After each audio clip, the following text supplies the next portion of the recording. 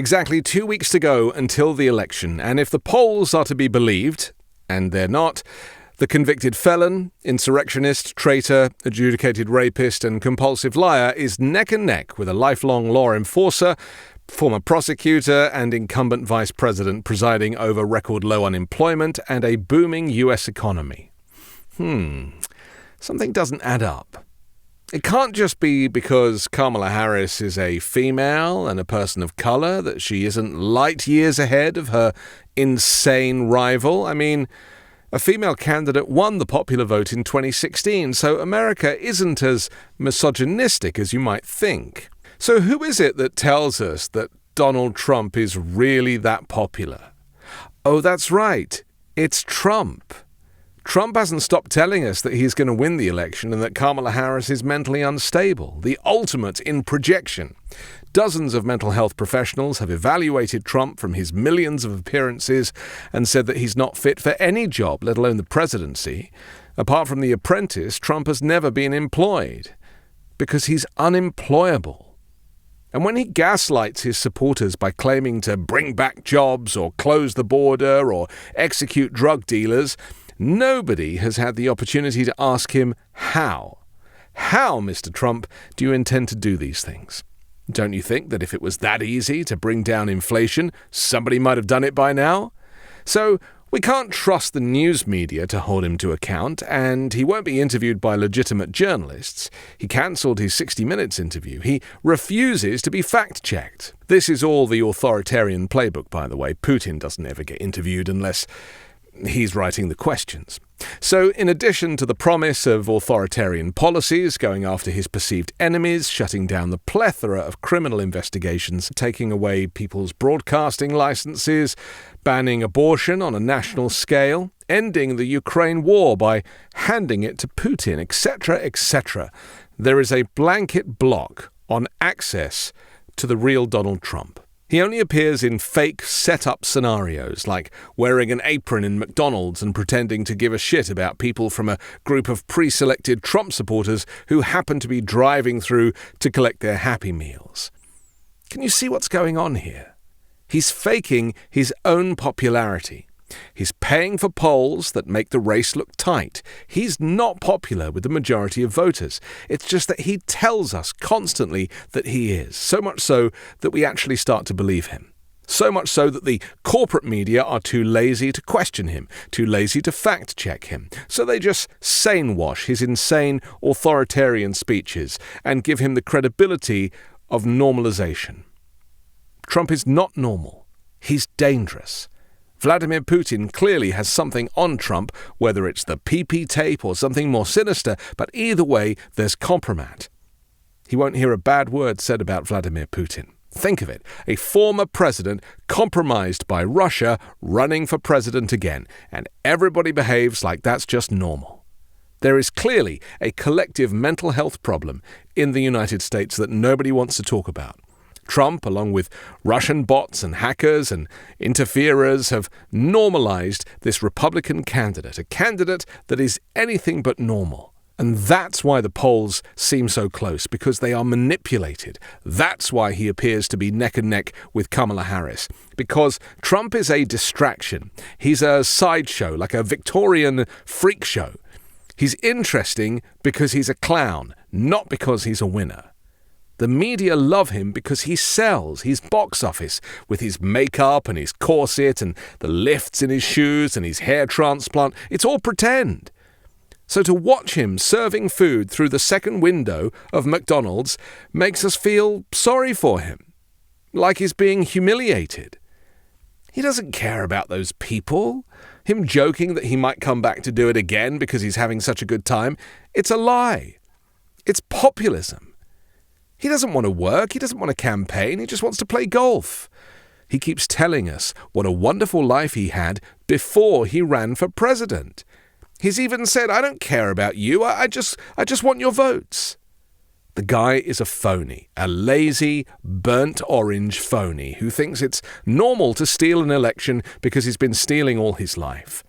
Only nobody has ever caught him before, but now he's been caught by all of us who see through him. We can see that every answer he gives is made up.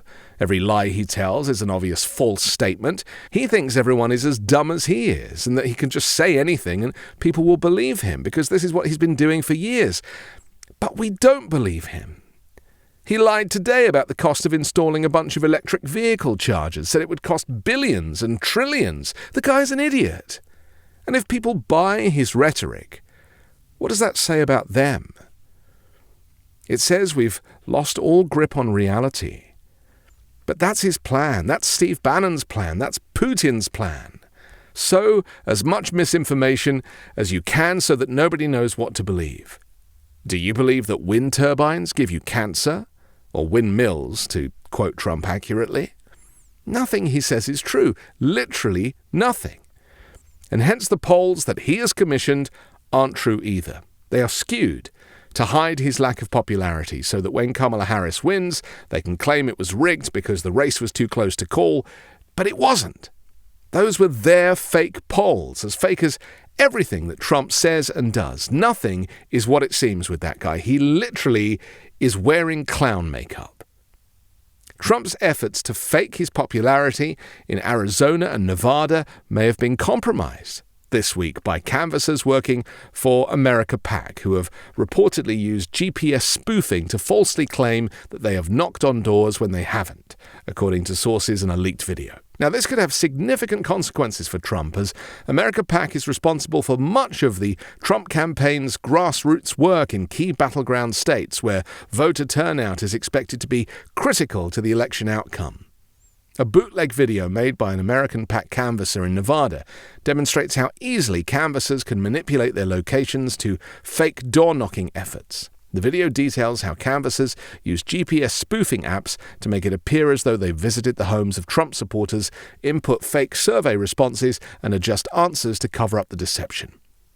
The issue of suspicious door-knocking in America PAC's field operations highlight the risks involved in outsourcing campaign ground efforts.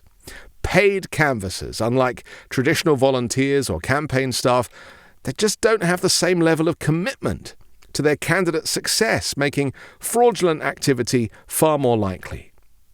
Elon Musk has reportedly donated $75 million to America PAC since its creation 3 months ago. Approximately $30 million of that has been allocated to the ground game operation aimed at mobilizing Trump voters, while the remaining funds have been directed towards digital and mail advertising for Trump and other Republican candidates down ballot. And then there's the appearance at his Doral golf course in Miami on Tuesday, which was promoted as a roundtable discussion with Latino leaders. But in reality, it was a series of glowing speeches from his most loyal Latino supporters, interrupted by Donald Trump with lengthy rants filled with grievances and insults and xenophobia about immigration. Very little of the conversation actually touched on issues directly impacting Latino voters. Trump falsely claimed he was leading in the polls with Latinos, despite clear evidence to the contrary. On immigration, he repeated baseless claims that foreign countries, particularly Venezuela, were sending violent gang members and drug dealers armed with military weapons to the U.S. His comments, directed at the business owners and leaders in attendance, lacked substantial policy discussion, apart from promising to maintain the large tax cuts from his first term. He said, "We gave you the biggest cut in taxes in the history of the country, and we have a great foundation to build on, so we have a lot of companies coming in very fast."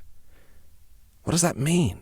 And where was the tax cut? He never gave working people a tax cut. He just said he did. But he didn't. He slashed corporate taxes for the wealthiest, but he did nothing for these people.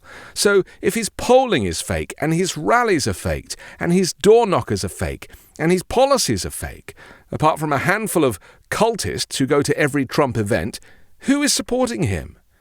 None of it is real. The fake outrage about immigration, which then gets repeated on Fox and half a dozen other Trump TV channels, and the fake Washington Times or the fake New York Post. We're all living in Trump's false reality, that the corporate media is too greedy or too lazy to intervene. So they just let the information flow. They make record profits and hope that Trump sticks around for the sake of their shareholders.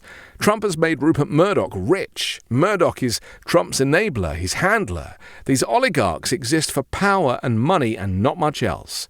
Trump needs them, and they need him. And then in walks Elon Musk, who wants a slice of the pie, so he overpays for Twitter by about $30 billion, just so he can take control of the narrative. He becomes the town crier of the town square, and when that doesn't work, he's forced to give away $1 million every day to bribe vulnerable voters into saying they'll vote Republican just to make Trump look good.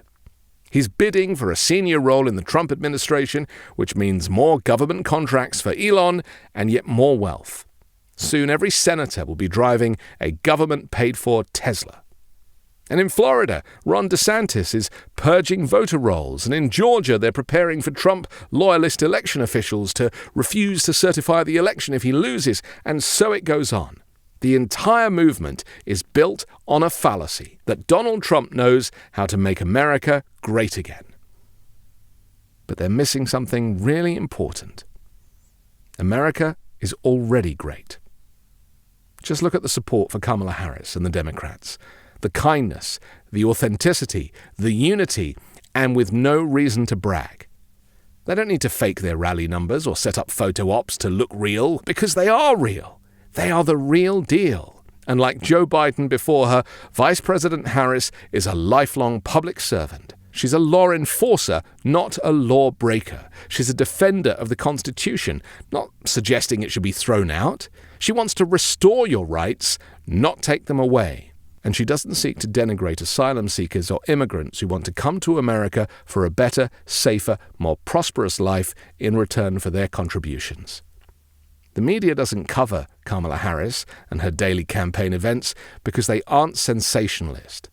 They are authentic, actual civic engagement with real voters. This is why the polls aren't telling the whole story, because like Trump's entire existence, they are fake, and we're not going back to that.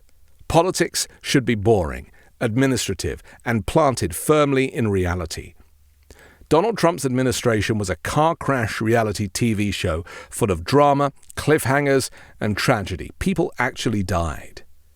Register to vote, vote early, vote by mail, or show up on November 5th and don't leave until you've cast your ballot. You know what you have to do to beat Trump by a landslide so that he can't claim fraud or election interference or any of that trash. This is a once-in-a-lifetime opportunity to rid America of the pox of Trumpism. Together, we've got this. I'm Anthony Davis. You can find me on the 5 Minute News YouTube channel and podcast, on Wednesdays co-hosting Uncovered, and on Sunday on The Weekend Show with Midas Touch.